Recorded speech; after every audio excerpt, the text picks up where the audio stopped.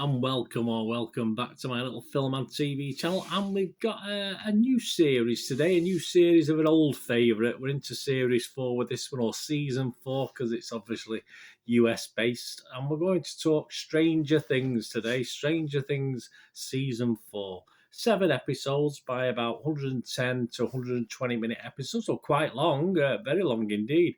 Of course, it's a fantasy horror drama television series created by the Duffer Brothers. Yeah, a pair of Duffers they are, aren't they? Streaming on Netflix, of course.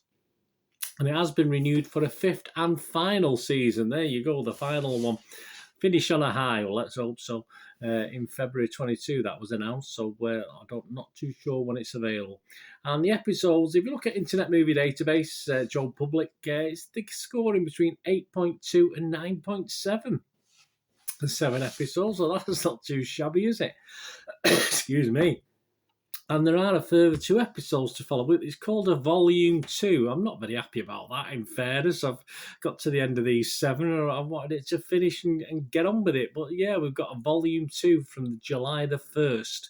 So that's obviously another further 2 episodes. I'm not too sure the length of those. So there you go. That was a bit disappointing, This stars, well, a lot of the old names rehashing. A couple have come back in who perhaps have been missing. Winona Ryder, David Harbour, Finn Wolfhard, Millie Bobby Brown, Gatton Matarazzo, Caleb McLaughlin, Noah Schnapp, Sadie Sink, Natalie Dyer, Charlie Heaton, Joe Crary, Maya Hawke, Priya Ferguson, Brett Gelman, Matthew Modine, and Paul Racer, and probably a few others as well. We'll be here all day, won't we? What it's about, well, it's been 6 months. It's been 6 months since the Battle of Starcourt, which brought terror and destruction to Hawkins. Struggling with the aftermath, our group of friends are separated for the first time, and navigating the complexities of high school hasn't made things any easier, does it ever? In this most vulnerable time, a new and horrifying supernatural threat, yes, only 6 months later, surfaces, presenting a gruesome mystery that, if solved, might finally put an end to the horrors of the Upside Down. Well, we've got another series to go, so probably won't. Right, my little thoughts on this. There's not much out there as far as critics' reviews are concerned, so you're stuck with me.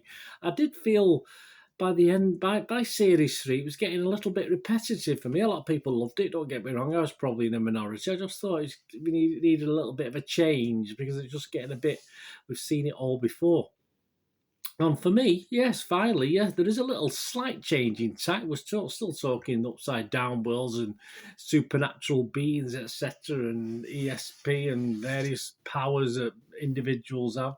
But I thought this was a big improvement. I think the fact that there's 3 big stories for me, there's 3 or 4 good storylines going on at the same time. So you don't get too bogged down with one or too bored with one as it flips from one to the other. We have a bit of subtitles because some of it's in Russia as well, which upset some people. It's upset me when I was trying to do other things as well because I have to concentrate on the screen then to read the subtitles. So I don't like that, but that's a purely personal thing because I try and do bits and pieces when I'm watching these big TV series as well. So yeah, so that wasn't great, but obviously, as I say, it's realism, it's realistic, which is all good.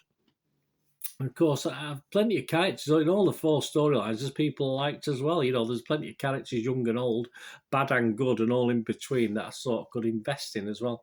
It is, and it still remains a good family watch. Perhaps this is a little bit darker than other things.